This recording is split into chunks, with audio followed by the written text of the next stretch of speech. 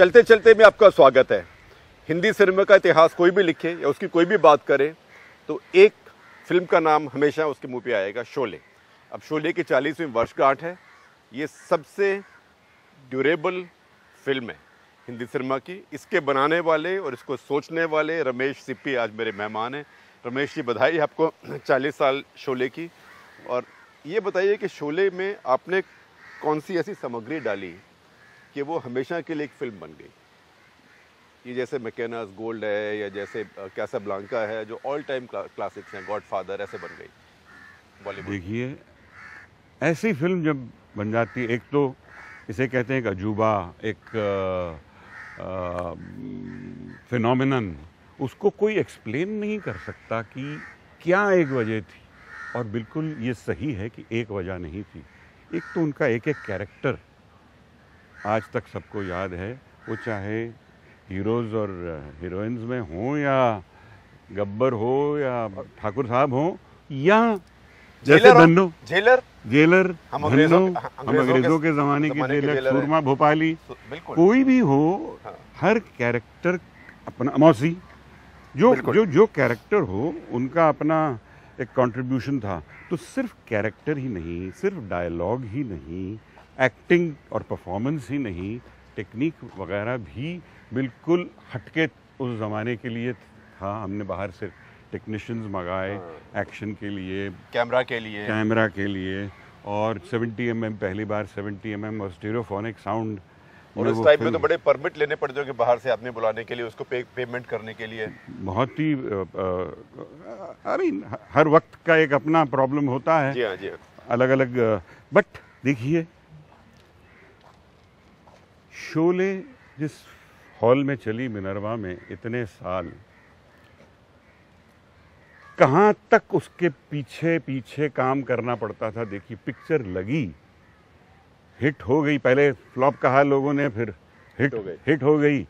उसके बाद अब ये देखिए, मैं सिनेमा में जाके देख रहा हूँ, 70 mm प्रिंट चल रही है।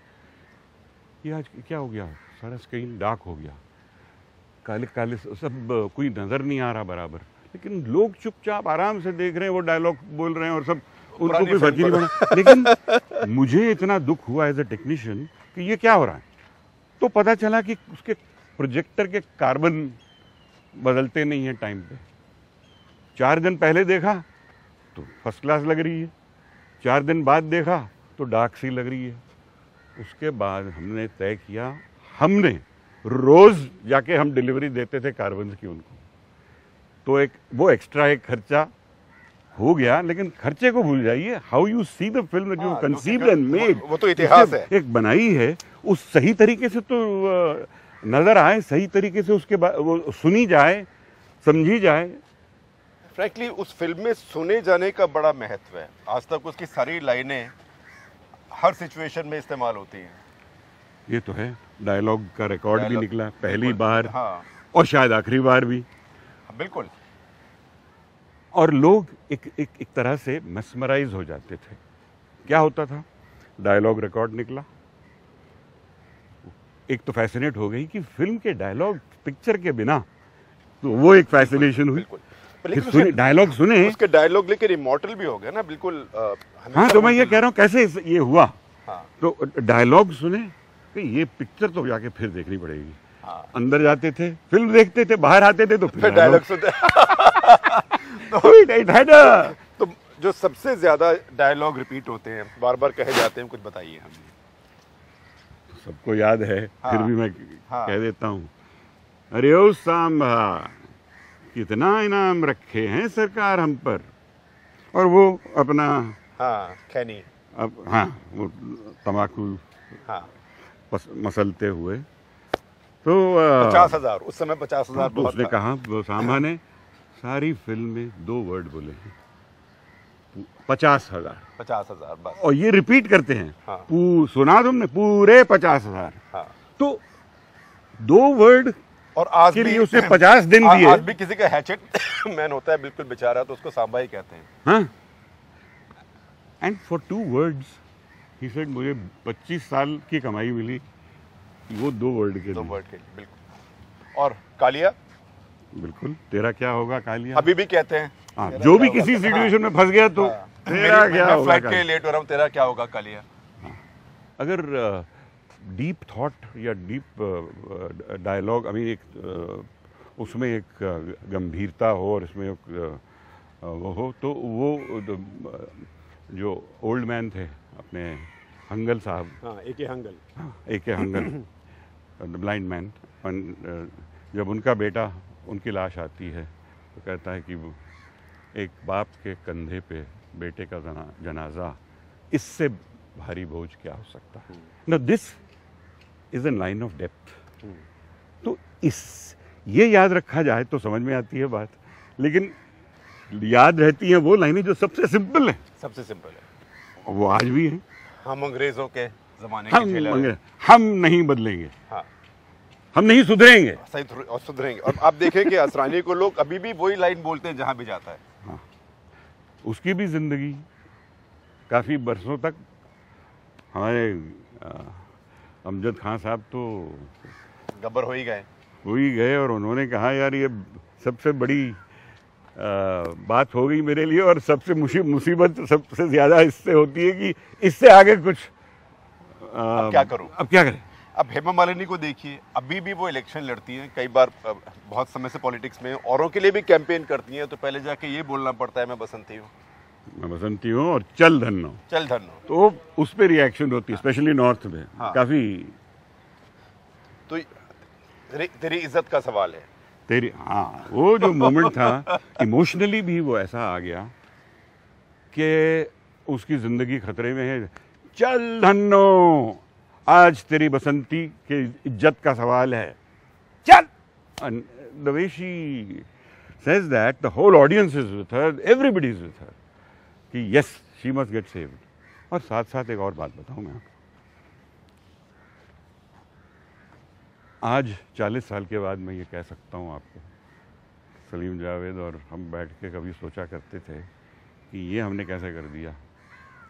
वो क्या था,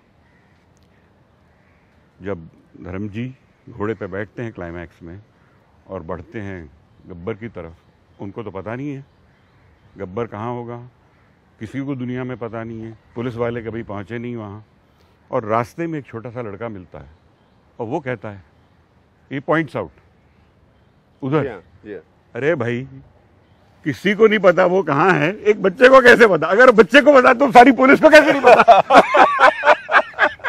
लेकिन स्क्रीन प्ले का देखिए कमाल, उस वक्त लंबी एक्सप्लेनेशन का वक्त नहीं था। ये कहना कि ये ऐसे होगा तो शायद आपको ऐसा मिले, आप 2 मिनट लेंगे एक चीज समझाने को, लॉजिक लाने के लिए। यहाँ घोड़ा सिर्फ एक बच्चा यूं दिखा रहा है हाथ और क्लियर होगी बात। और आपने बहुत टेक्निकल उसमें तरीके नए इस्तेमाल किए, जैसे यहाँ पे कैमरा वर्क तो था ही, वो जो कोड़ा मार के चलता है, और उसके बाद जो बैकग्राउंड म्यूजिक होता है, हाँ, वो जो जब घोड़ी की चेज होती है, जी, उसमें तो कमाल की बात ये थी कि सिर्फ एक्शन वालों ने कहीं बहुत अच्छा काम किया, वो तो था ही, नज़र आया, लेकिन साउंड ट्रैक में हमारे R.D. बर्मन साहब, उनकी थिंकिंग, उन्होंने कहा कि इसमें मैं, रमेश जी, तबला यूज़ करना चाहता हूँ। मैंने सोचा घोड़े के पाँव ऑलरेडी एक, वो उसका साउंड जो है, इसका साउंड क्लैश नहीं होगा। Just trust me sir on this, please trust me. मैंने कहा चलिए कर दीजिए। और जब हमने सुना तो वहीं उस राजकमल हॉल में एक दिल में एक, और फिल्में बनाने में पागलपन भी बहुत हुए इसमें। वो तो हुआ, असली गोली चल गई मैंने सुना है। वो कहानी बताइए क्या हुआ। वो तो एक प्रेम कहानी है भाई। हाँ, वो बताइए क्या हुआ। Towards the end of the film, थोड़ी जब लास्ट सीन्स हो रहे थे, उस वक्त थोड़ा सा ऐसा हुआ कि धर्म जी कुछ ज्यादा ठीक है। और मैंने सुना है कि हमें पता नहीं चलता था वो कोकोनट शेल में, हाँ, नारियल के पानी में नहीं, उसमें डाल के, हाँ, डाल के मिक्स करके, ताकि लगे कि वो नारियल पानी पी रहे हैं। लेकिन वो उन्होंने अपनी फेनी बना ली। हाँ। कि जैसे गोवा में फेनिकी कहते हैं ना, ऐसी कोना समझ नहीं आता हाँ क्या कलर हाँ, है। तो we had a very important sequence जिसमें उस जमाने में तो वो गाना भी नहीं था यो यो हनी सिंह वाला 4 बोतल 4 बोतल वोडका। धर्म जी लगे हुए हैं, उन्हें गब्बर ने बांध दिया है और ऐसा लग रहा है इनकी भी बारी आई हाथ काटने की या जो भी है, गोली लग जाएगी। वो कहा ऊपर से कि गोली, पाँव रुकेंगे और गोली चलेगी। बच्चन साहब ऊपर खड़े हैं, हाँ। बंदूक के साथ खड़े हैं।